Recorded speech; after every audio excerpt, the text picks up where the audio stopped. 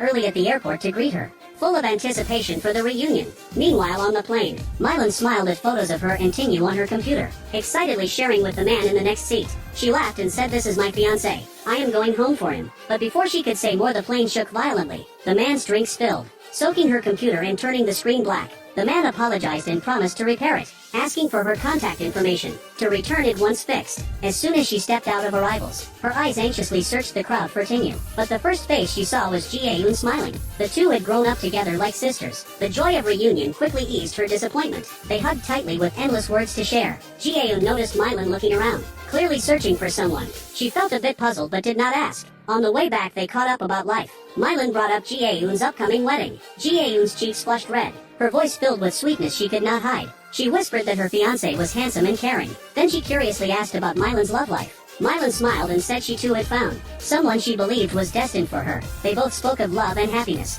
neither realizing the man they were talking about was the very same person.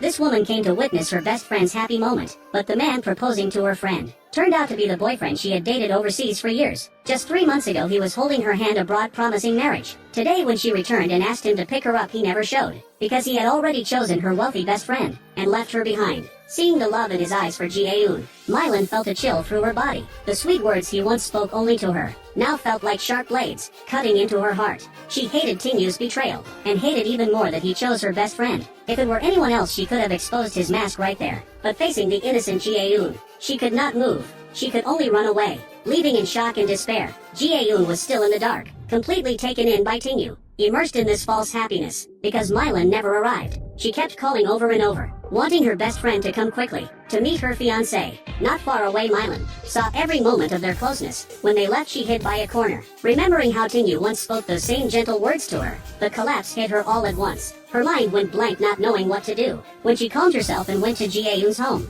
she could not say a word. Her thoughts filled only with Tingyu's betrayal, while Ji-Aeun still smiled in bliss, pulling her close to share stories of love with Tingyu, saying how lucky she was to have found him. Looking at her friend's pure smile, Mylan felt crushed inside. One side was her friend who never cared about her background. The other was the man she once loved who betrayed her. Should she reveal the truth? That night Mylan could not sleep. Restless with anger and heartbreak, she stayed awake. The next morning she went straight to Ji-Aeun's family company, knowing Tingyu worked there. When he saw her, panic flickered in his eyes, but he quickly steadied himself, pulling her into a cafe, afraid his colleagues might see her. Since the whole company knew he was the chairman's future son-in-law, Mylan immediately demanded why he ignored her calls, and asked if the words he once said were true. He lied without shame, saying of course he meant them. She told him her studies abroad, and her decision to return were all for him. Faced with her sincerity, he paused, then still claimed he loved her in his heart. She looked at him speaking such lies, finally seeing his hypocrisy, but her feelings made it hard to let go. She still hesitated. So for one final test, she asked her family to invite her fiancé